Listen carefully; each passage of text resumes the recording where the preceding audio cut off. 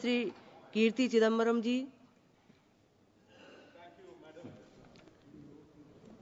If the minister pays close attention to all the members' speeches, he will realize that there is so much demand from India, so much demand from every corner of India for simple services and amenities which the people of India demand. But unfortunately, the minister and the department and the government ignore these demands and spend their time on vanity projects and on ego projects. Every single member has listed out demands in his or her constituency which are simple, basic and absolutely necessary. I join that long list as well. There is a need to extend the Pallavan Express which terminates in Karaikudi via Sivaganga to Manamadurai. There is a need to build an overbridge in Pullivalam. There is a need to build a subway in Namana Samudram. There is a need to build a subway in Ramnagar. And there is a need to reintroduce the Kamban Express, which has been stopped during COVID. These are all simple demands of simple people living in rural India and in small towns.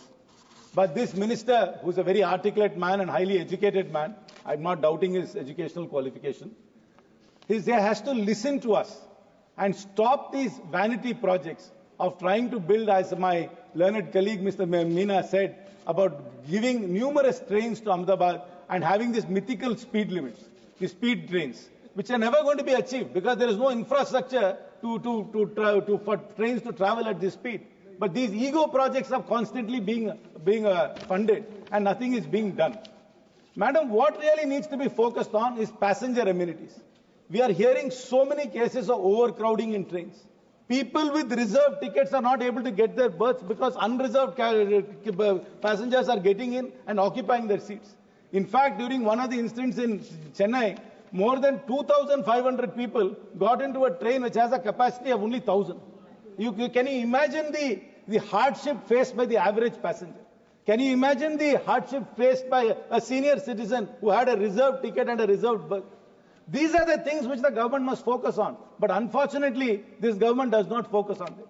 The least said, the better about the safety. This minister, however articulate he is definitely a very unlucky minister and brings about great doom to the ministry. Look at the number of accidents which has happened in his tenure. The Balasore train tragedy in June 2023. Northeast Express derailment, October 23.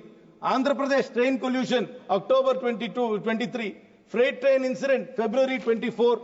Local harbour line derailment, April 24. Kanchenjunga Express collision, June 24. Mumbai Howrah mail derailment, July 24. Chandigarh Dibrugarh Express derailment, July 24. Goods train derailment, Mathura train derailment, August 24. Tamil Nadu train collision, October 24. Vijayanagaram train collision, October 24. Jaipur train collision, October 24. Viluppuram, January 25. Now recently, madam, a stampede in the capital city of India. In the capital city of India, there has been a stampede. Madam, this government must completely reprioritize. Not fund ego projects, not fund vanity projects. Focus on safety, on customer amenity. The minister must travel in a train, must see the quality of the toilets in the train, must eat the food in the train, and then he will understand how much hardship the average passenger is facing. All these grand schemes mean nothing if you are not going to take care of the average Indian citizen's railway needs. And more importantly, madam, this government talks about employment all the time. But there are 274 vacancies in the railway. Will the minister clearly tell this house, does he have a plan of fulfilling all those vacancies, having a transparent process without examination leaks, without corruption, a transparent process to fulfill those vacancies instead of outsourcing those things? Madam, this government must take a humanistic approach, a realistic approach, and an approach which will fulfill the needs of the average citizen and not the needs of certain people's egos and vanity. Thank you very much, madam.